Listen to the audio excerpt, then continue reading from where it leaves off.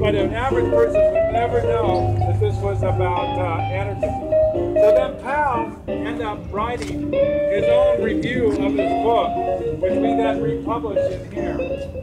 And he hopes that the book goes away because it's caused so much pain and suffering of people, and it's been a needlessly horrible thing. And so we kept writing him saying, we want to redo the book. And at first he didn't respond. And eventually then we found him. He's a school teacher in Kuala Lumpur, teaching alternative education at a private school there. And he's like not an anarchist. He wasn't then, he's still not. And so he was like, go ahead, do what you want. And particularly he gave us permission to rewrite the his denunciation of his original book. And then we approached Chris Hedges because he's so controversial around the issue of the Black Bloc and the article he wrote against the Black Bloc in Oakland. And actually, a lot of us anarchists were not really didn't really see the value of that Black Bloc action. Had problems with Black Blocs in past times. And so we want to have dialogue about what, beyond just the dramatically dressing in black and throwing rocks through window icon of being an anarchist, that there's a lot more to it than that. And so we chose Chris, we approached him to write the foreword.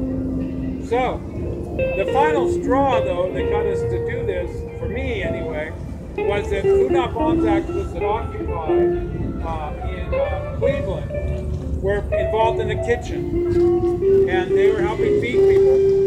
And the FBI on October 21st of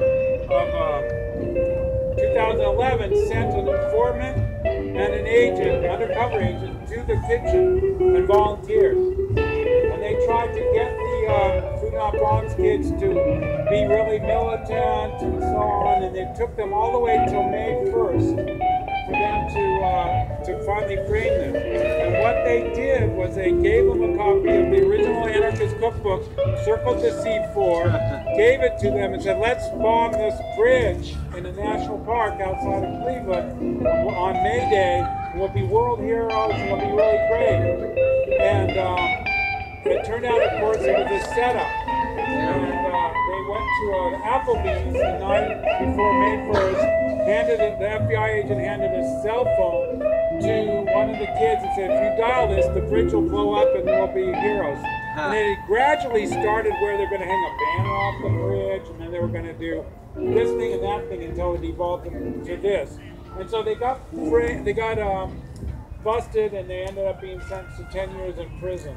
I knew that story. I didn't know they had a cookbook involved with it. Like, yeah, I know that. And they used the cookbook as part of the evidence. Damn. And then, not long after that, these two women in Queens, New York, were given a copy of the anarchist cookbook.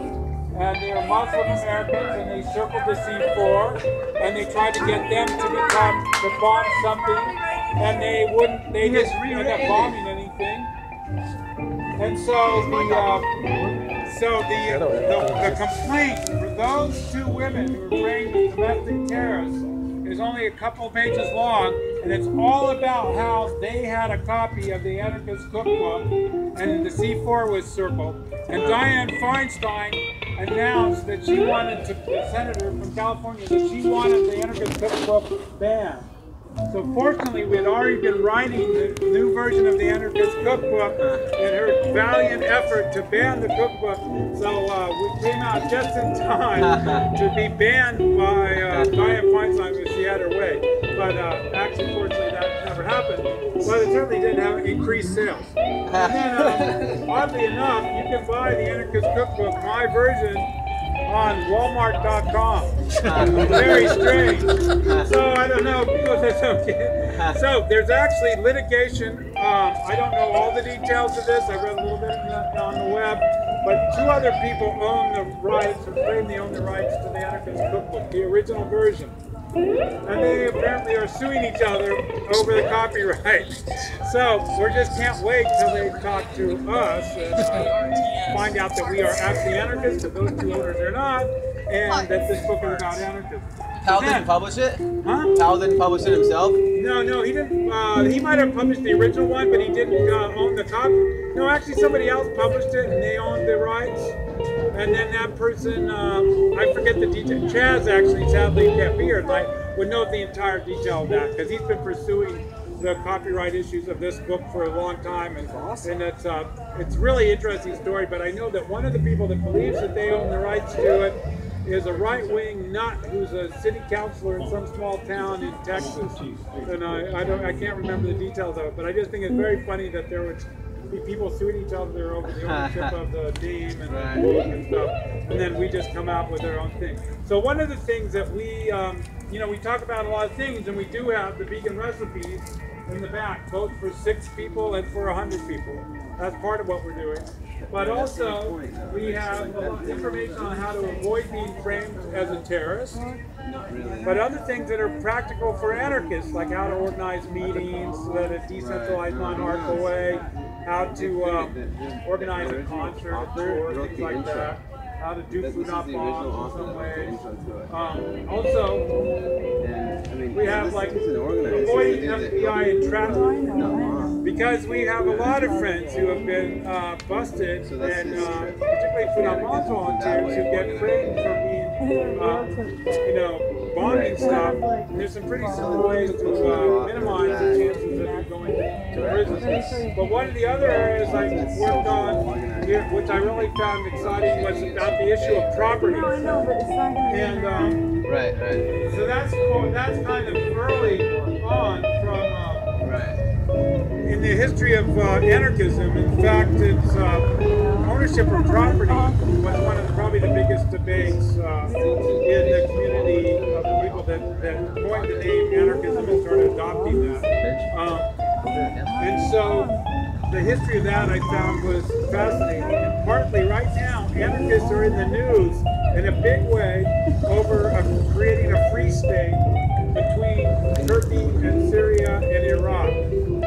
And oddly enough, in the past few months, the United States has actually been funneling weapons to this anarchist community to try to defeat ISIS, because they're only people so far that actually have had any impact on defeating ISIS at all. And if you Google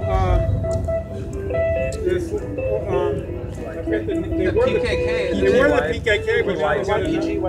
Huh? YPG? YPG, you will find that they have this amazing constitution, and it's basically young people, but the story of how they became anarchists, I think, is really interesting. So, there's an anarchist acquaintance of mine named Murray Bookchin. And Murray Bookchin was this old crappy guy that taught at the School of Social Ecology in Plainfield, Vermont. And I would go up to the anarchist gatherings there. And but he wrote all these very interesting books on municipal anarchism. And turns out that the leader, who was a kind of a Stalinist, who got jailed by the Turkish government, they put him in there, they built a jail for him on an island in the Marmara Sea. And he's the only prisoner in this prison. And he's been there for almost 13 years, I think, now. And while he was there, people sent him Murray Bookchin's books. And he started getting really interested in anarchism. And so from prison, he started encouraging people, instead of being Stalinist, that they should start having this whole philosophy of having a decentralized, non-hierarchical way of organizing where everyone's rights are respected. And so part of the Kurdish community is actually kind of manipulated by the U.S. government during the war in Iraq, and has like Kirkuk in this area with oil, which the U.S. is really happy with. But this other part, with PKK, which was declared a terrorist group, which I've met a number of them, many of them actually over the years, and I actually a bunch of Kurdish activists who were not PKK attended a birthday party of mine on the Bros restaurant. So very interesting. They had all been tortured. So it was quite a fascinating evening. But anyway, they now have started to create this free state, which is now one of the largest, probably the largest free state, definitely the largest free state now, but one of the largest experiments. And the area in dispute in the Ukraine, where the U.S. and Russia are fighting now, also is famous for being one of the largest anarchist free states. And this is at the time when Stalin actually came in and wiped out 250,000 anarchists, and as part of the taking over of the Ukraine. So the descendants of those anarchists are now in a struggle with the U.S. back and the Nazis that are running Ukraine right now. What's the free state look like? So the free state is that in these cases and in all other attempts, it's where the people themselves control the destiny of their community, where there are no leaders, that people may organized by affinity groups. Affinity group. An affinity group would be a small group of people that you're very close with. Yeah, there's only governed servants. Yeah, you could be a delegate. But it's a large mass area. So is it affinity groups that are all connected together? Throughout this whole area. Correct. I don't understand. So, well, there's like all these people unite in small groups that they're close to, that they trust, and then they make decisions by a process that we use called consensus. And so everybody within that group they make a proposal. You have a series of proposals in your agenda for what it is. And the goal is not to have more people like your idea than the other. It's for all of you to work together to come up with the idea that most expresses the true feelings and desires of everyone in that group. And so then that is actually the root of their success in the meeting. That's Kaylee. Because they're very close knit and they can all trust each other. And when they decide to do something, they make a decision knowing that everybody is in support of that. Now it probably has a fun. It's not there. One of the things I would this book is about nonviolent social change and anarchism and its philosophies of anarchism. And being, so one of my statements that I've always liked is one of the sayings in the anarchist community: anarchy is love, and capitalism is Anarchy chaos. was about like making meth. So in this case, people people are making decisions, but I thought the cookbook was about that. Yeah, I think so. In the United States, and they are using machine guns, Gatling guns, bombs and stuff. So it's not exactly non-violent, but they are fighting ISIS.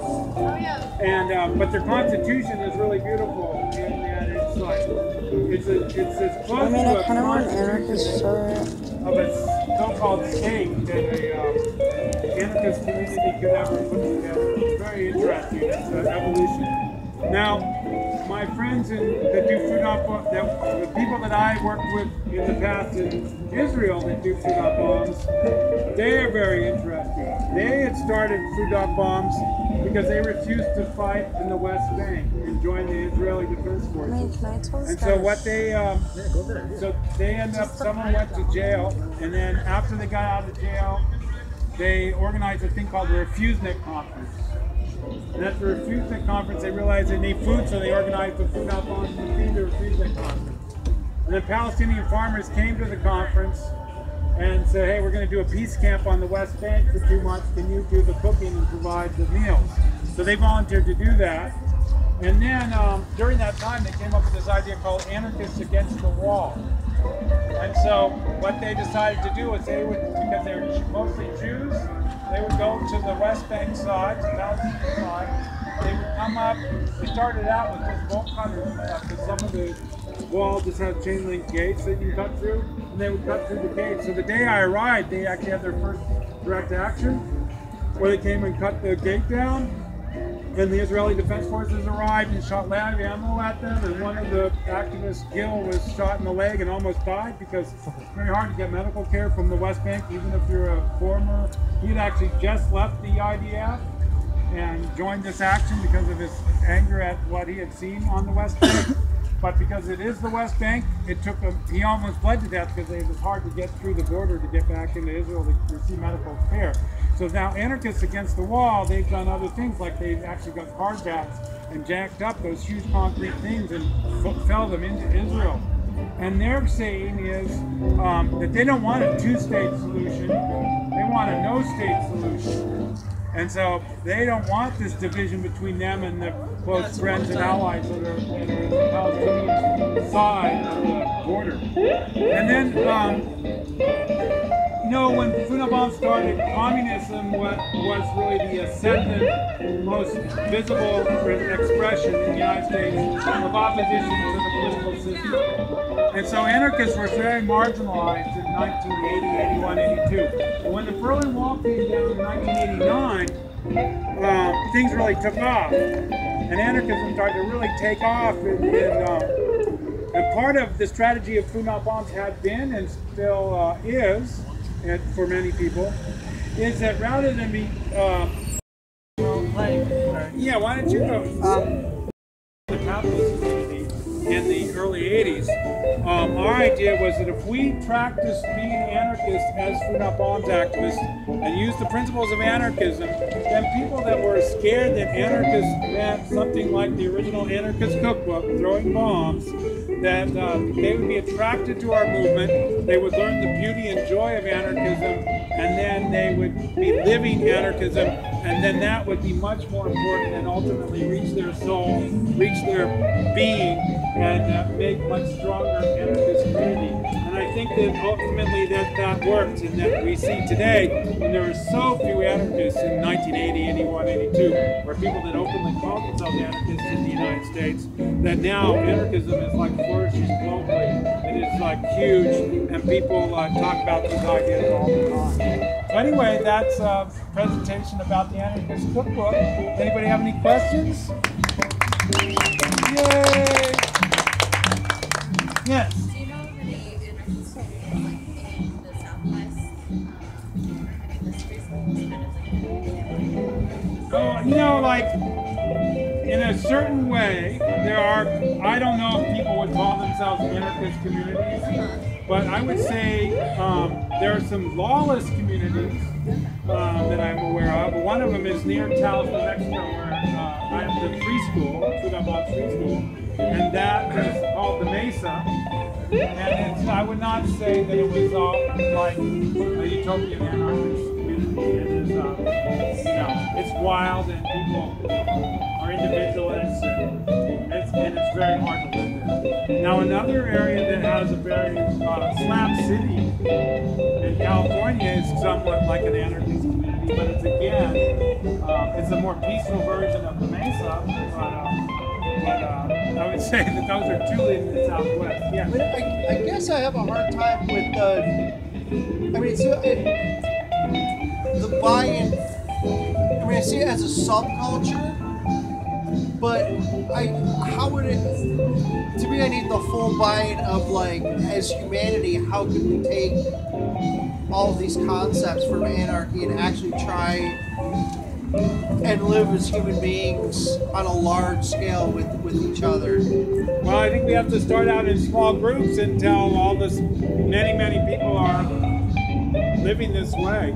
I think the bigger question is how can we live in a capitalist system which is dooming the world to total climate crisis and to mass starvation and genocide. See, so that's one problem. But my heart is, I have a hard, just as far as like seeing it subsist on its own. Like, it's like, okay, it's almost like I'm still part of the community, but then I'm not as well. I mean, to me, it's like, I get it, like, okay, to be like off the grid, right, and doing your thing and that, but then to still kind of be this is kind of the hypocrisy of the, and I'm not meaning that disrespectfully at all, but my mind just works where I like play everything out. Right. Well, I think a difference with anarchists, my feeling of being an anarchist is that I am organizing in a society as it currently exists. and rather than being a pure thing, right, at this point. And I think that's really important. And I think one of the things that we perceive, particularly when we're older like us, is that you have the communists were like basically trying to like, in a lot of ways, okay, this is the way society will be. We're going to create this like communist society. It's not going to transition out of, even though Karl Marx wrote about a transition, into some kind of new way. We're going to kind of meet the people where they are now and help be, living with the way the system is. For me to be the most human is to be honest. Right. And for me to be honest, I don't feel like I can like, if I'm wearing.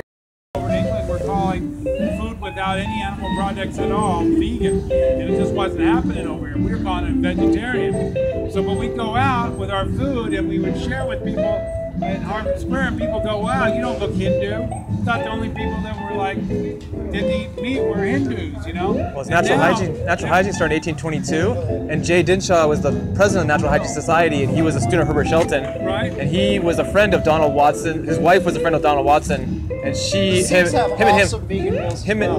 in 1970 they started the American Vegan Society. Oh wow, because we never knew. And that's Jay Dinshaw, yeah. And that Jay Dinshaw. Where was that though? Somewhere in New England. In New England, yeah. See, even in New England, I never heard the word vegan until like a punk band. Well, the lady who made up the word vegetarian in 1860 was an actor in Georgia, and it wasn't even a word. Before that, they called it Pythagoreanism all the way to 600 BC. That was the term, and it was like then they called it unfired food in 1900. Unfired food. Unfired food. Yeah, because all I'd ever read was like Gandhi's books where he talked about being vegetarian. Yeah, he was a natural hygienist too. Right. Yeah, he was. Then I talked about. I read Thoreau's books, and he was like wouldn't eat meat, but Well, Thoreau worked with Isaac Jennings, and Isaac Jennings and Thoreau they developed the 16 laws of orthopathy, which are just like how nature applies to because you went to True North and Goldhammer and Furman and Clapper and Lyle and but Doug Graham mostly and to Lauren us, Lockman. Now with the internet, all of a sudden you can start to share these ideas, and even Herbert Shelton collected all these ideas. There was a vegan using the word vegan like 100 miles away from you. So we had no idea. We call it vegetarian. We never met anybody. I mean, even Erewhon, the people at Erewhon, we knew them, but they didn't use it. They were macrobiotic. So my question would probably be, you speak pretty disparagingly of like the original anarchist cookbook. How do you reconcile your view of what's going on in Rojava with your denunciation of the original one? Like the need for militant action versus like saying that it's put a lot of people in jail, whatever, which it has, but it's a tool, right? Like it just depends how you use it. So how do you reconcile those two? Well, the original anarchist.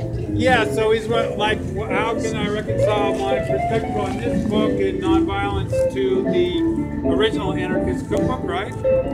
And with your because you're pro Rojava, pro YPJ. Well, I'm not. Reconcile those two? Yeah, I'm not. I would say the context of what's going on with them. I don't think that anarchists should generally pick up weapons and bombs and stuff. But also, I don't think that anything about the original anarchist cookbook was about anarchism. It was just so William Powell was not an anarchist. He did not really have any ideology about non-hierarchical organizing or anything. He wanted to make a book, according to him, that just pissed off the government because he was angry that he had a bad draft number and we might be drafted into the Vietnam War. So that was his whole motivation. And he just went down to the public library and got a bunch of recipes on how to make stuff that he thought was really outrageous. And that got transposed in being the anarchism for a lot of people. But the division, like the anarchist community had a big split in a way when Emma Goldman and Alexander Berkman went to shoot Frick in Carnegie Steel. And that was at a time where you had basically Kropotkinist, which I would be more of a Kropotkinist, which was mutual aid and this idea that Kropotkin was promoting, and Bakuninists, who were were blowing up the czars and the assassination It's like of the Ferdinand. Galleanists were the ones, the Galleanists sort of faction. Yeah. So there was like that big division, and then I think for me, when Frick was shot by Berkman, who was the lover at the time of Emma Goldman. Emma Goldman being very well respected, well-known anarchist. Does anybody know who Emma Goldman is? So then, and she was like, they were like going, yeah, if we kill Frick, then the working people will rise up, and there will be a transformation of society, and the government will be overthrown. So this is one defining point for Emma Goldman, is that even though Frick didn't die, it really didn't motivate people to really fight back and rise up. And then Berkman did 17 years in jail, and it was horrible 17 years for both of them, and it was devastating to them. But then the final thing, I think, for Emma Goldman was when she got deported out of the United States and sent to Russia. And she writes in her autobiography, Living My Life, that she was so excited to go back to the Soviet Union because it was a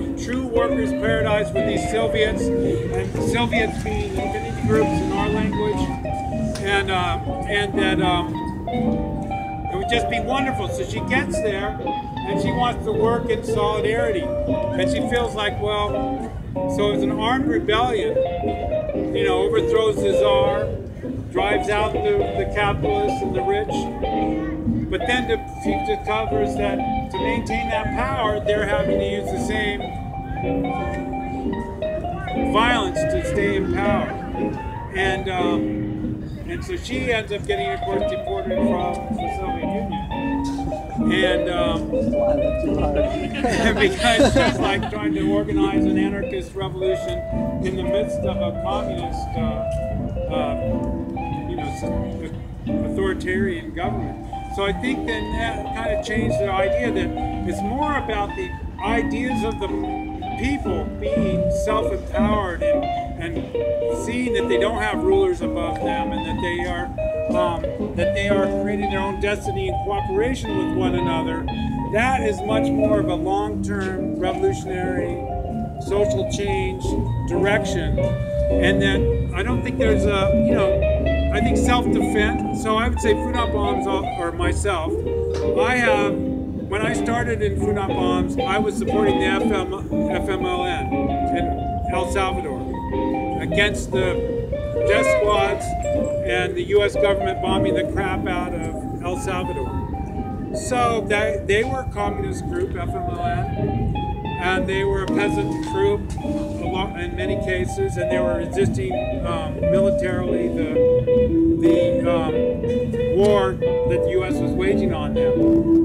Then I have to say a lot of FMLN fighters felt that losing 80, 90,000 people in that might, now it's chaos in El Salvador. Its capitalism gone really bad, and it's one of the most dangerous countries in the world.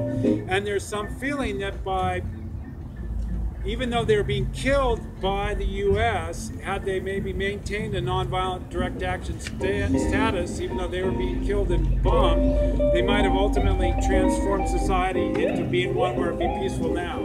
So you see these examples. So I'm not so sure that we can really point to some really super successful, non-authoritarian, violent revolutions that resulted in everyone living in some kind of an anarchist community. But there are, I think like in Ukraine, when they're fighting against Russia there, and they ultimately created a free state there, it was very positive in many ways. But, so it's how are we going to change society? I don't think in the United States, using bombs against the state or anything like that is at all going to have any positive impact. I don't think, you look at the level of surveillance, the level of power of the state, the reason that they have agent provocateurs trying to create violent attacks intentionally so that they can put things down, I think it just shows the example that it works to the capitalist or to the communist advantage if you go that that way, you know. Whereas if we can change the minds of the people through example, and it takes longer, but the results I think are much more solid and long lasting. Because really it's about changing the spirits of the people, not like getting rid of one government and putting in a new government. What are some examples where it's not an adversary situation where just communities are thriving? I mean, so far it's capitalism or it's some sort of military thing, but there's no reason why you would need to involve either of those. So without an opposition, how does it thrive on its own? Oh, well, without an opposition, it's just because it would be, I don't think that anarchism needs an opposition. Right, but I mean, those are all the examples that have been given so far. Well, I think there are communities, for instance, in Spain that are currently happening, which are no longer opposed to Franco and are now just thriving as anarchists. Again, you're saying opposed to, but like, what are they doing? I mean, well, now they're just living together and making decisions together and celebrating life. I've been in a couple collectives, and like there always is, there's people that are just kind of, I'll go with whatever way the current's moving, and there's always a couple people that are one-on-one, I'll put the work in. Right. So whether they're elected or not, it just kind of happens that way that someone is in charge. Yeah, somewhat to lack of wanting to have responsibility, people wanting to be responsible. I've never seen it work out until like a utopia collective. I agree that this has been very, very difficult. I mean, I think that in all the years of my doing this, it can be. There are times where you wonder if people are going to take responsibility and you know, I have to say sometimes I'll be in a community organizing, all these great things are happening, then I leave to go on a tour, and you come back and the whole thing is falling apart, it's a drag, and then I feel like, wow, as an anarchist, I didn't need to be there to keep that going. That's stupid, the people there to keep it going. But maybe it's just going to take a long time before enough people really realize that everybody has to play a part in keeping something going, and there can't be like a highly motivated person, you know, that's the core of what's happening. So I agree with you. That's a really, for the whole 35 years I've been doing this, that is a problem. And somehow we have to overcome that as anarchists because that's at the root of it. Yes. I think like the more like contemporary like cadre style of organizing is really relevant in like addressing those kinds of problems here. Because there's nothing wrong with like having leaders, like for sure. That's just how it works out. Sometimes there's always people sometimes do more, some people do like, and that's kind of like based on like capacity too, you know, like a lot of different factors and what have you. But like I think that for people who have those skills organizing, it's just important you teach people how to do it. Like you're actively like trying to spread. Right, trying to. But it can go. It's okay, but I mean it can go. Once the Kool-Aid starts coming out, then it's gone the wrong way. What do you mean? What do you mean? I don't know that expression. I never heard that expression. If someone tries to start their own utopia society and people choose not to be involved in it and put one person is a leader, that person could turn into a cult very easily, like Jonestown. Yeah, anarchism is a necessary utopia. Yeah, not really a utopia. That's anti-utopian. Well, you're talking about a subculture, It's like right? utopian. Which is Utopian's like a communism. But that's kind of. Utopian's like a communist failure idea. But I think that's kind of the way I like to address it. Is that It just happens like Joey G left right now. He has this thing called anarchism everyday life. Like, everything you do today, just like as an individual, you're making a choice whether people are going to go lunch. It's just, you know, voluntary association. You're deciding who you want to go with, what you want to do. I mean, if you don't want to do it, you can go your own way and make a different group affinity, or you be your own individual, do your own thing. I mean, like it's happening. Like I've seen anarchism in America, like Butch Bookchin's in there, and a couple other guys. It's like if you're going to define like what you're against, you have to define what you are. It's my theory. Well, I mean, I think anarchists are against hierarchical structure. Well, I think that getting rid of the verb "are" helps. If you get rid of the verb "are," you can't label yourself anything, and then all of a sudden it's just like you get rid of like Aristotelian. As soon as you start getting rid of Aristotelian from language, there is no more labeling anymore, and it's like you can't say X is Y. Say I am this. You say I do this. Then you get descriptive in what you're doing, your actions. Then you're like, yeah, well, I'm doing this and there, and I just want to have choice in my life, and I don't want to be interfered with. And like it's all about getting rid of the state. The state is what causes the problems, right? The state manipulating. Well, if you get rid of the state, State creates the the state creates the corporation. There's a great book called Society Without a State. So I was just answering his question. Yeah, It's I mean, pretty it's simple. certainly something where we have to, as people, make it happen. And it's, you know, there have definitely been, you know, we see this, there's like all these Food Not Bombs chapters, and then they'll burn out. And then you do, you know, there'll be like 2 or 3 or 4 people that really keep it going and everything, and maybe 5 core people, and then if they're burned out, then it starts to fall apart. It doesn't happen. But part of the idea of writing this book and writing Hungry for Peace and going on these tours is to encourage more people to feel that they are empowered and have the skills, so that and to understand that some people are going to need to take a break, and you're going to need to step in, and hopefully, you know. But then I've been, you know, I was doing squatting in home jails in San Francisco, and we just kind of like would take over abandoned buildings, and then move people living on the streets into the buildings. And then occasionally you get a building where somebody was like a strong man, and he'd be like renting the building that we took over to the other people that moved in, and becoming a dictator, and then even forcing. There was a case in St. Louis where they had an occupation before Occupy Wall Street, where there was like 3 camps, really amazing camps, but one of them was terrible, where this guy became the strong man, and if you wanted to get day labor, be allowed to be the day laborer from that camp, you had to give your girlfriend or wife over to it. Oh my God. And so we had to go in and like have that change, you know. So like real life where you don't have like governments and cops and stuff, and you really have some challenges, you know, and I've seen a few of those like that. So, you know, you're right about that. It's a matter of, so it's not like we're going to have a utopian anarchist community tomorrow. That's pretty I clear. mean, if the power got shut down tonight, I'd want to hook up with the anarchists. Yeah. You know, like, I get it. But as far as a sustainable society, like, that's where I have.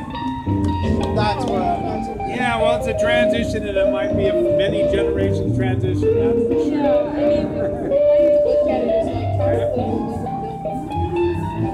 Right. Any more questions? It's been very interesting. So do we have to go to Tucson now, Abby? Yay, Tucson! Let's hear it, Tucson! Does anyone know how to fix I hit the curve over there. And I just want to make sure that Does anybody have a duct tape? does anyone know how to fix cars? Not mechanical, bodies.